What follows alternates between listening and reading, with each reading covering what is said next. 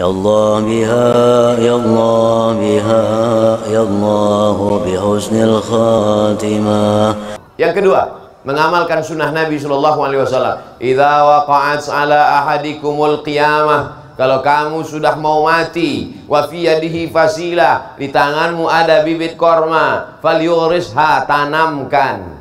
Nabi menyuruh, kau sudah mau mati, di ruang ICU, judul lagunya Setengah Napasku Pergi. Sudah mau mati udah, tapi di tanganmu ada bibit korma, tanam apa tak tanam?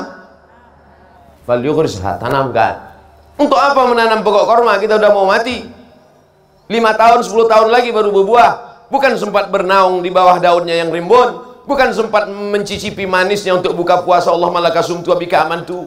Untuk apa ditanam? Bukan kita yang memakan buahnya. Bukan kita yang bernaung di bawah daunnya yang rimbun. Tapi kalau ada orang lain yang bernaung, maka pahalanya tetap sampai ke kita. Disuruh Abdul Somad menanam, pokok jambu ini nanti akan besar, berbatang, bertunas, bercabang, berputik, berbunga dan berbuah. Datang orang memakan buahnya, pahalanya sampai ke makam Abdul Somad di Pekanbaru. Tapi cuma 5% aja. Yang 95% bagi-bagilah, ada ketua yayasan, ada guru-guru, ada direktur pondok pesantren Islamic Boarding School. Maka ini semua berbagi-bagi pahala. Nanti 5-10 tahun lagi datanglah wali-wali santri, datang menjenguk anak-anak mereka, penuh, duduk ada di antara mereka situ, bernaung dia di bawah pokok jambu yang rimbun, yang rindang ini, mengalir juga pahalanya. Datang tawon, memakan bunganya, diambilnya manisannya, mengalir pahalanya. Mamin muslimin yazra'u zar'an, kalau ada seseorang yang menanam tanaman pokok kayu, semua kemudian dimakan oleh tairun, burung, dimakan oleh bahimatun, hewan, dimakan oleh insanun, manusia, maka mengalir pahalanya dan itu terhitung sebagai sedekah. Itulah betuahnya Abdul Somad yang punya pokok kayu.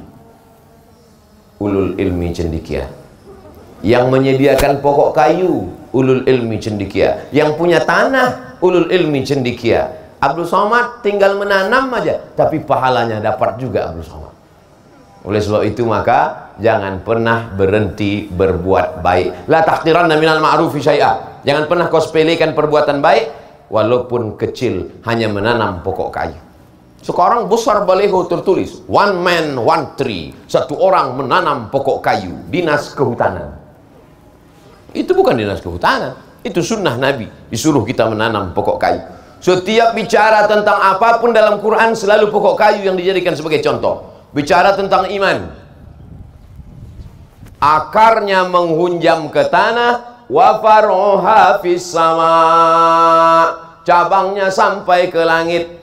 Bicara tentang iman diumpamakan seperti pokok kayu, terhunjam akarnya ke tanah, akar tunggal, pucuknya akan sampai ke langit. Al-imanu bid'un wa sab'una syu'bah. Iman itu 73 sampai 79 cabang.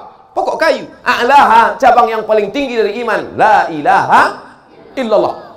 Wa adnaha, cabang yang paling rendah, imatatul adza anit thariq, membuang sampah, membuang duri, membuang sesuatu yang mengganggu di jalan. Iman 73 sampai 79 cabang. Iman tak nampak, tapi dinampakkan dalam bentuk perumpamaan pokok kayu. Bicara tentang sedekah, masalul ladzina yunfiquna amwalahum fi sabilillahi kamasali habbah ambatat sab'a sanabil wa fi kulli sumbulatin mi'atu habbah wallahu yudha'ifu liman yasha wallahu wasi'un alim. Orang yang bersedekah, cerita tentang sedekah pun pokok kayu juga. Kamasali habbah, macam satu biji, ambatat sab'a sanabil, satu biji ditanam tumbuh 7 cabang. Wa fi kulli sumbulatin mi'atu habbah, dalam setiap cabang ada 100 biji. Satu biji tumbuh 7 bulir, 7 cabang, satu cabang dapat 100. Satu jadi 7, jadi 700. Wallahu yudha'ifu liman yasha. Allah lipat gandakan lebih banyak daripada itu. Wallahu wasi'un alim. Karunia Allah lebih luas dan Allah lebih tahu. Bicara tentang apapun selalu dikaitkan dengan pokok kayu. Alhamdulillah, ketika mau turun di airport Hang Nadim, kalau kita naik pesawat, pandang ke bawah, hijau semua pokok kayu. Dulu hijau, sekarang ada sikit-sikit lagi yang hijau, lain itu kuning. Maka kita sedang diajarkan untuk hijau. Makanya tadi nama programnya Hijabers, hijau, bersih, berbunga. Hijau, mata kita ini memang mesti dijaga. Makanya kalau mau mata nih awet, sering-sering menengok yang hijau-hijau, menengok pokok-pokok hijau, bukan menengok perempuan berjilbab hijau, menengok yang hijau-hijau. Nah, itu pelajaran yang kedua. Pelajaran yang ketiga, setelah ditanam, cukupkah dia setelah ditanam? Tidak, mesti disiram. Setelah saya tanam tadi, saya pun tampungkan tangan. Maksud saya, siramlah tangan saya kena tanah nih. Tak ada yang menyiram, disangka mereka saya baca doa. Setelah ditanam tuh disiram, Pak Cik. Anak-anak kita ini setelah dia menjadi tanaman, dia mesti disiram. Disiram dengan apa? Ulul ilmi, disiram dengan ilmu. Kalau tak disiram, maka dia akan mimda tema taya bawati, is dead. Oleh sebab itu maka disiramlah dia dengan ilmu. Ini sekarang anak-anakku di nama pesantren ini tetap ilmu. Sekarang namanya ilmu SMP. Setelah itu ilmu SMA. SMP SMA apa ya? SMP, habis itu ilmu SMA, habis itu ilmu S1, habis itu ilmu S2, habis itu ilmu S3, habis itu ilmu postdoktoral, habis itu ilmu profesor, habis itu ilmu. Sampai kapan ilmu ini Pak Ustadz? Sampai ilmu talqin waktu sakratul maut tetap ada, disiram juga. Laqinu mautakum, talqinkan orang yang mau mati di antara kamu dengan ucapan la ilaha. Makanya dalam Islam diajarkan utlubil ilma minal mahdi ilal lahdi. Mahdi waktu lahir. Waktu lahir kalian ada diajarkan ilmu? Ilmu apa? Waktu lahir ada diajarkan ilmu? Ilmu apa? La ilaha illallah Muhammadur Rasulullah. Waktu lahir ilmu pertama yang diajarkan ayah kalian adalah asyhadu an la ilaha illallah. Betul? Ada yang ingat? Macam ingat aja. Ustaz aja tak ingat. Ilmu pertama yang diajarkan ayah kalian adalah asyhadu an la ilaha illallah. Yang dulu tak diazankan angkat tangan. Biar Ustaz bariskan nanti Ustaz azankan. Waktu lahir kalian di buayan diajarkan la ilaha illallah ke telinga sebelah kanan. Tak ada satu pun ayah-ayah kalian nih yang waktu kalian lahir, nanti kau ku sekolahkan ke Jepang. Tak ada. Ilmu pertama disiramkannya ke kepala kalian adalah ilmu. Lalu kemudian ilmu terakhir, dua gendangnya. Kalau dia mati duluan, kita membisikkan ke telinga dia. Kalau anak mati duluan, ayah itu dua kali. Hai anakku, dulu waktu kau lahir ku bisikkan ke telingamu azan, dan saatnya kau mau mati nak, aku juga yang membisikkan ke telingamu sebelah kanan, talqin namanya, la ilaha illallah. Meleleh air mata ayah dua kali. Pertama saat anak lahir, kedua saat anak ditalqinkan mau sakratul maut. Makanya kalau ada orang nampak sakit keras, bisikkan ke telinganya la ilaha illallah. Tapi sakit keras, demam puyuh jangan. Ini baru bersin dua kali, datang ibu tuh la ilaha, belum lagi. Oh cepat aja aku kau mati gitu.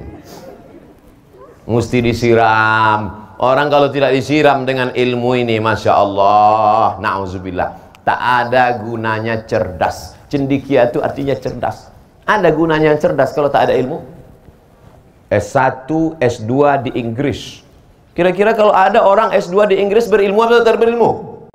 Berilmu, tapi belum tentu cerdas. Cerdas belum tentu berilmu. Maka Islam mengajarkan kita seimbang antara kecerdasan spiritual dengan kecerdasan intelektual.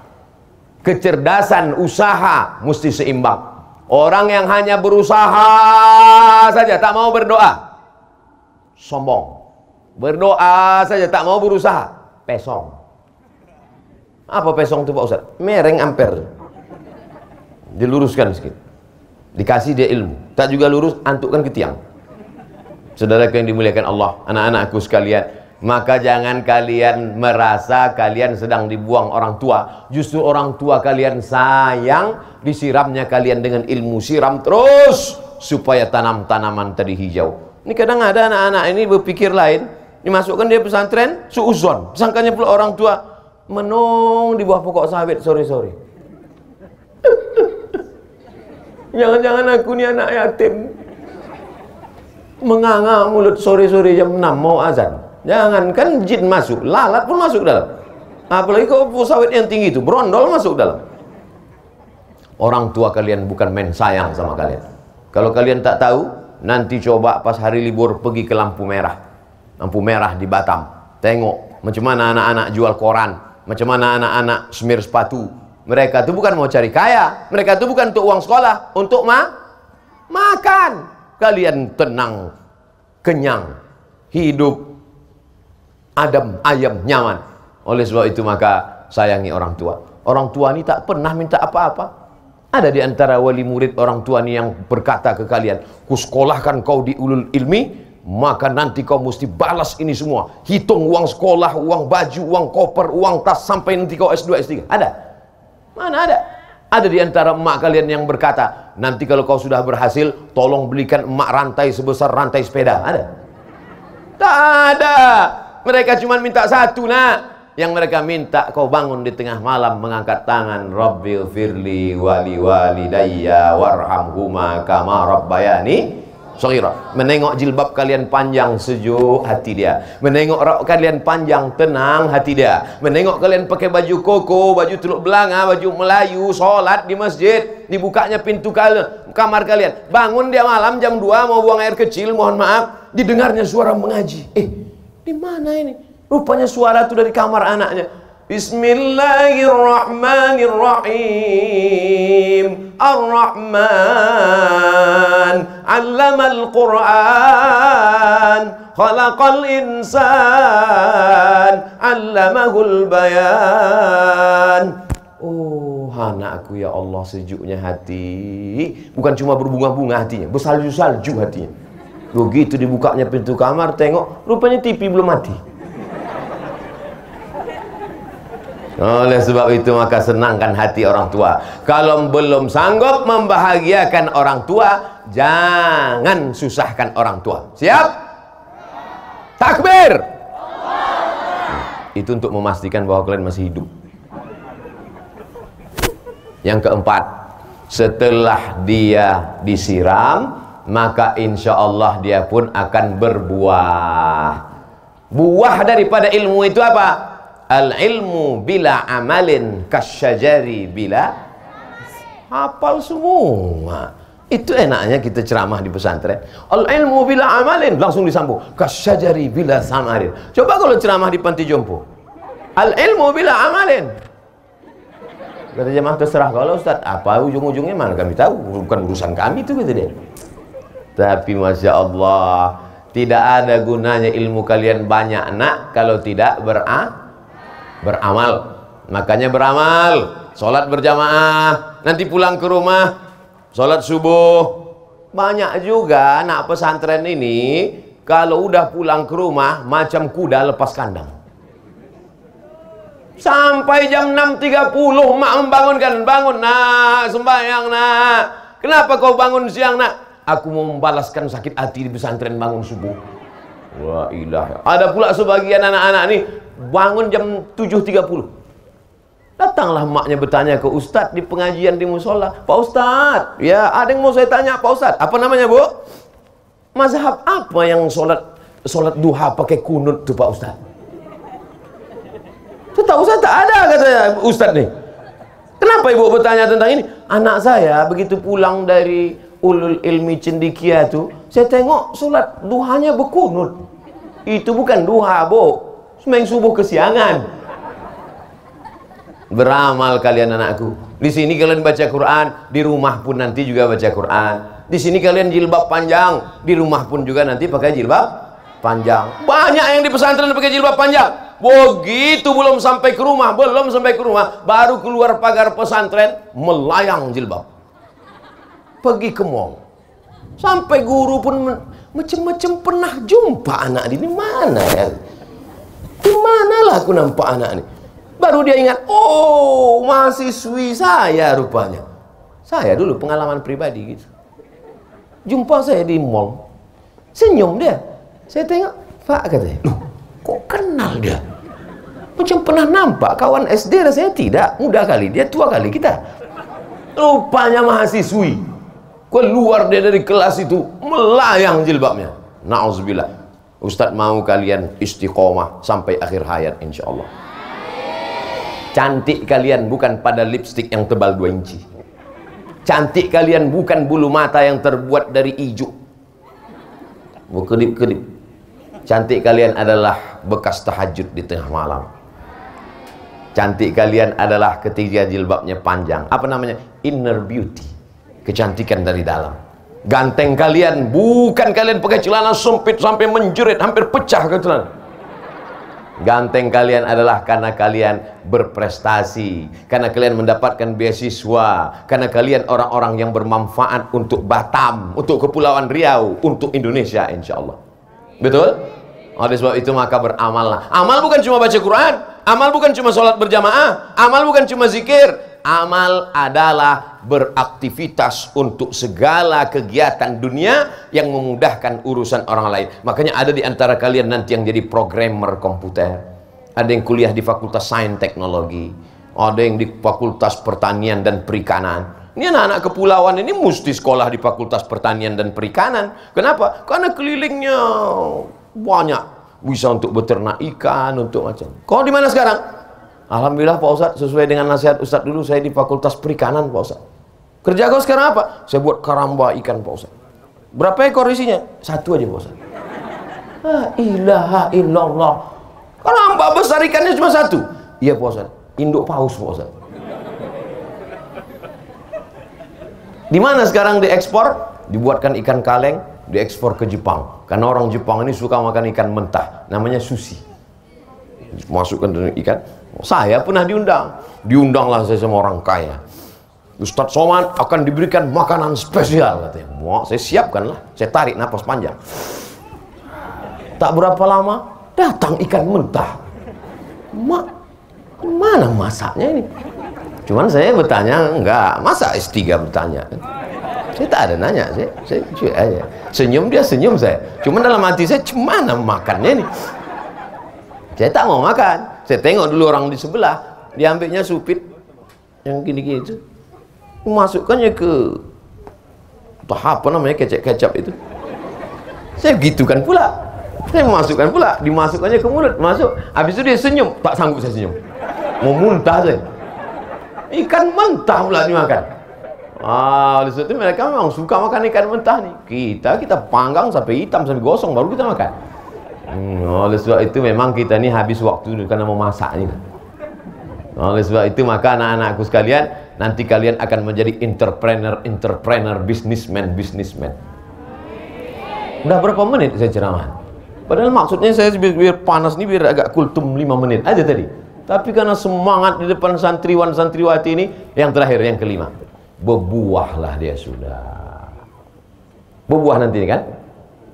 Tak ada yang yakin lah. Insya Allah. Tapi Datuk Hardi, Bang Hardi tak adil dia. Saya dikasihnya jambu, pas giliran dia mangga. Aduh. Anak-anak jujur, jangan jujur. Anak-anakku pilih jambu apa mangga? Mangga semua Bang. Terserahlah mau jambu mau mangga. Akan datang kalau disuruh lagi, ini pelajaran buat saya. Akan datang kalau saya pergi ke pesantren lain, Islamic Boarding School, disuruh nanam, saya tanya dulu apa pokoknya. Ini tanam, kata orang tanam, rupanya punya wak jambu, punya dia mangga. Mau jambu mau mangga, bukan itu yang penting anakku. Yang penting ketika dikupas tak berulat. Untuk apa mangga berulat? Insya Allah mangga ini pun tak berulat juga. Karena kalau kita doakan mangga orang berulat, jambu kita tak berbuah. Oh, jambu cantiknya bukan main. Pokoknya besar, rantingnya mekar, daunnya hijau, diputiklah jambu. Betapa kecewanya begitu dibuka, rupanya berulat. Bisa dimakan? Tak bisa dimakan. baru saja ada sarjana terbaik Fakultas FMIPA, berprestasi, pernah dapat menang tender, tapi ternyata na'udzubillah sampai hari kiamat jangan sampai anak cucu kita macam ini ikut mutilasi, memotong-motong, menggergaji jenazah. Itu jaminankah kecerdasan? Jaminankah IP 4? Tidak. Oleh sebab itu jangan sampai jambu ini busuk. Jangan sampai jambu ini busuk. Insya Allah jambu-jambu dan mangga-mangga ini tak ada yang busuk insya Allah. Semuanya bisa dinikmati. Maka ketika kalian nanti berjadi, kami ini anak-anakku yang dimuliakan Allah Subhanahu Wa Taala, kalian inilah masa depan Indonesia. Kalian ini masih muda-muda semuanya. Betul apa salah ini? Kalian masih muda. Nanti 20 tahun akan datang, 2040, 2050, ini bapak-bapak ini meninggal semua. Ibu-ibu ini habis, sudah punah. Ustaz Somad ada lagi. Dia memang agak lama sedikit. Mati ini bukan kita bisa prediksi. Tapi yang paling penting itu adalah kita persiapan mati. Apa yang dipersiapkan? Di antara yang dipersiapkan itu adalah waladun solehun, anak yang soleh. Mati Abdul Somad, masuk ke liang lahat, ditanam dimakan cacing tanah, tapi alam barzahnya lapang, kuburannya lapang. Kenapa? Karena doa dari pelajar santriwan santriwati dari Ulul Ilmi Cendekia Integrated Islamic Boarding School, unggul, islami dan cerdas. Allahu Akbar. Anda ingin anak Anda tumbuh hijau, subur, islami, cerdas, daftarkan segera sebelum tanggal penutupan berikut ini. Upload, subscribe, like and share. Terima kasih atas segala perhatian. Mohon maaf atas segala kesilapan dan kekhilafan. Wassalamualaikum warahmatullahi wabarakatuh.